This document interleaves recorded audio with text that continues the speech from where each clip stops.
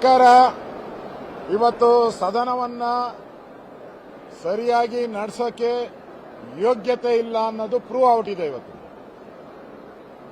ಒಂದು ಆಡಳಿತ ಪಕ್ಷ ಸದನವನ್ನ ಹೆಂಗ್ ನಡೆಸಬೇಕು ಅನ್ನೋದು ತೀರ್ಮಾನ ಮಾಡೋದು ಆಡಳಿತ ಪಕ್ಷದ ನೇರ ಜವಾಬ್ದಾರಿ. ಆದರೆ ಸರ್ಕಾರ ಇವತ್ತು ಒಬ್ಬ ನಾಗೇಂದ್ರನಿಗೋಸ್ಕರ ಇಡೀ ದಲಿತ ಸಮುದಾಯವನ್ನ ಎದುರಾಕೊಂಡಿದ್ದಾರೆ ಕಾಂಗ್ರೆಸ್ ಅವರು.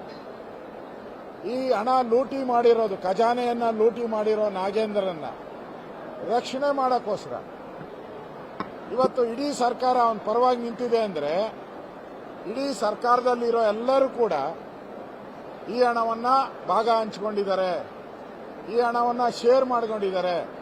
ಅದಕ್ಕೋಸ್ಕರ ಎಲ್ಲರೂ ಅವನ ಪರವಾಗಿ ನಿಂತಿರುವಂತದ್ದು ಇದು ಸ್ಪಷ್ಟವಾಗಿ ಗೊತ್ತಾಗ್ತಾ ಇದೆ. ನಾಗೇಂದ್ರನ ಒಬ್ಬನಿಗೋಸ್ಕರ 224 ಶಾಸಕರ ಹಕ್ಕನ್ನ ಚ್ಯುತಿ ಮಾಡ್ತಾ ಇದ್ದಾರೆ.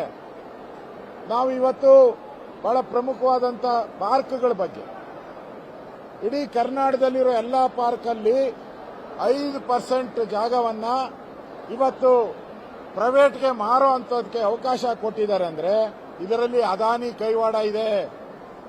ಅದಾನಿ ಅವರು ಟನಲ್ ರೋಡ್ ತಗೊಂಡಿದ್ದಾರೆ.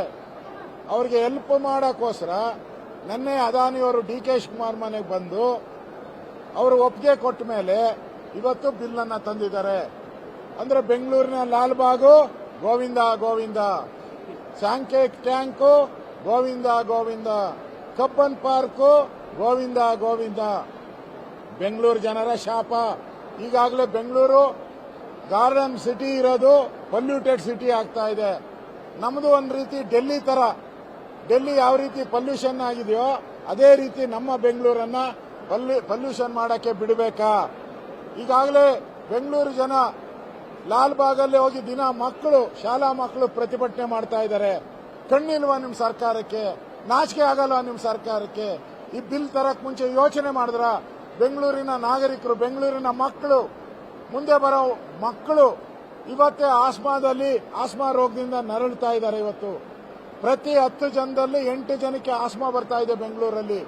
ಬಿಕಾಸ್ ಪೊಲ್ಯೂಷನ್ ಜಾಸ್ತಿ ಆಗಿದೆ. ಈಗ ಮತ್ತೆ 5% ಜಾಗವನ್ನ ನೀವು ಎಲ್ಲಾ ಪಾರ್ಕ್ಗಳಲ್ಲಿ ಕೊಟ್ರೆ ನೀವು ಅದಾನಿನ ಕಾಂಗ್ರೆಸ್ ಬಿಜೆಪಿ ಏಜೆಂಟ್ ಅಂತೀರಾ ಡೆಲ್ಲಿಯಲ್ಲಿ. ಇಲ್ಲಿ ಕಾಂಗ್ರೆಸ್ ಅವರು ಡಿ.ಕೆ. ಶಿವಕುಮಾರ್ ಅವರು ಅದಾನಿಯನ್ನ ರೆಡ್ ಕಾರ್ಪೆಟ್ ಹಾಕಿದ್ದಾರೆ. ಇದು ನಿಮ್ಮ ದ್ವಂದ್ವ ನಿಲುವಲ್ವೇನು?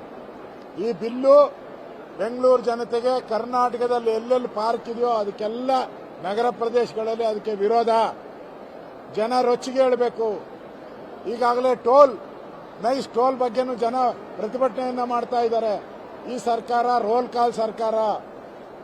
65% ಕಮಿಷನ್ ಹೊಡಿತಾ ಇದೆ. ಇವತ್ತು ಎಲ್ಲ ಇಲಾಖೆಯಲ್ಲಿ 65%. ಈ ಬಿಲ್ಲುಗಳೆಲ್ಲ ತಂದಿದ್ದಾರಲ್ಲ, ಈ ಬಿಲ್ ಎಲ್ಲ ಚರ್ಚೆ ಆಗಬೇಕಾಯಿತು. ಇಡೀ ರಾಜ್ಯದ ಜನ ಇದರ ಪರ ವಿರೋಧ ಎಲ್ಲರೂ ಇದ್ದಾರೆ. ಇದು ಚರ್ಚೆ ಆಗಕ್ಕೆ ಅವಕಾಶ ಕೊಡದೆ ಏಕಾಏಕಿ ಬಿಲ್ ಪಾಸ್ ಮಾಡ್ತಾ ಇರೋದು ಸಂವಿಧಾನ ವಿರೋಧಿ. ನಾವು ಇವತ್ತು ತಯಾರಿದ್ದೀರಿ, ಬಿಲ್ ಬಗ್ಗೆ ಚರ್ಚೆ ಮಾಡಕ್ಕೆ ಇವತ್ತು ತಯಾರಿದ್ದೀರಿ. ಅವಕಾಶ ಮಾಡಿಕೊಡಿ. ಒಬ್ಬ ನಾಗೇಂದ್ರನಿಗೋಸ್ಕರ ಯಾಕೆ ಈ ತರ ಮಾಡ್ತಾ ಇದ್ದೀರಾ? ಕಳೆದ 1 ವಾರಗಳ ಕಾಲ ಪ್ರತಿಭಟನೆ ಮಾಡಿದ್ರೂ ಕೂಡ ಸರ್ಕಾರ ಈ ದಲಿತರ ದಲಿತರ ಹಣವನ್ನ ಚರ್ಚೆ ಮಾಡಕ್ಕೆ ಬಿಡ್ತಾ ಇಲ್ಲ. ನಾಗೇಂದ್ರ ರಾಜೀನಾಮೆಗೆ ಬಿಡ್ತಾ ಇಲ್ಲ. ಅದರ ವಿರುದ್ಧವಾಗಿ ನಾವು ಈಗಾಗಲೇ ವಿಧಾನಸಭೆಯಲ್ಲಿ ಅನೌನ್ಸ್ ಮಾಡಿದ್ದೀನಿ, ಹಗಲು ರಾತ್ರಿ ಧರಣಿಯನ್ನ ಮಾಡ್ತೀರಿ. ಹಗಲು ರಾತ್ರಿ ಧರಣಿಯನ್ನ ಮಾಡೋ ಮುಖಾಂತರ ಸರ್ಕಾರಕ್ಕೆ ಎಚ್ಚರಿಕೆಯನ್ನ ಕೊಡ್ತಾ ಇದ್ದೀರಿ. ಸರ್ಕಾರ ಇನ್ನಾದರೂ ಮಾನ ಮರ್ಯಾದೆ ಇದ್ರೆ ಕೂಡಲೇ ರಾಜೀನಾಮೆ ತೆಗೆದುಕೊಂಡು ಬರದ ಬಗ್ಗೆ ನಮಗೆ ಚರ್ಚೆ ಮಾಡಕ್ಕೆ ಕೊಡಿ. ನೈಸ್ ಬಗ್ಗೆ ಚರ್ಚೆ ಮಾಡಕ್ಕೆ ಅವಕಾಶ ಕೊಡಿ. ಬಿಡದಿ ವಿಚಾರವಾಗಿ ಚರ್ಚೆ ಮಾಡಕ್ಕೆ ಅವಕಾಶ ಕೊಡಿ. ಈ ಆಗ್ರಹವನ್ನ ಮಾಡ್ತಾ ಇದ್ದೀನಿ.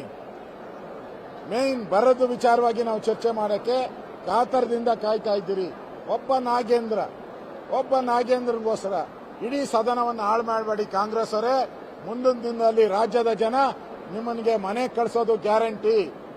ರಾಜ್ಯ ಜನ ಮುಂದಿನ ದಿನಗಳಲ್ಲಿ ನಿಮ್ಮನ್ನ ಮನೆ ಕಳಿಸ್ತಾರೆ. ನೀವು ಮಾಡ್ತಾ ಇರೋ ದ್ರೋಹ, ದಲಿತರು ನಿಮಗೆ ವೋಟ್ ಹಾಕಲ್ಲ. ನೆಕ್ಸ್ಟ್ ಯೋಚನೆ ಮಾಡಿ, ಇನ್ನಾದ್ರೂ ಎಚ್ಚೆತ್ತುಕೊಳ್ಳಿ. ಈ ಹೋರಾಟ ಇಲ್ಲಿಗೆ ನಿಲ್ಲಲ್ಲ. ಹಗಲು ರಾತ್ರಿ ಧರಣಿಯನ್ನ ಇವತ್ತಿಂದ ನಾವು ಪ್ರಾರಂಭ ಮಾಡಿದಿರಿ. ಈಗ ವೆಲ್ಲಲ್ಲಿ ಹೋಗಿ ನಾವು ಪ್ರತಿಭಟನೆಯನ್ನ ಮಾಡ್ತಾ ಇದ್ದೀವಿ.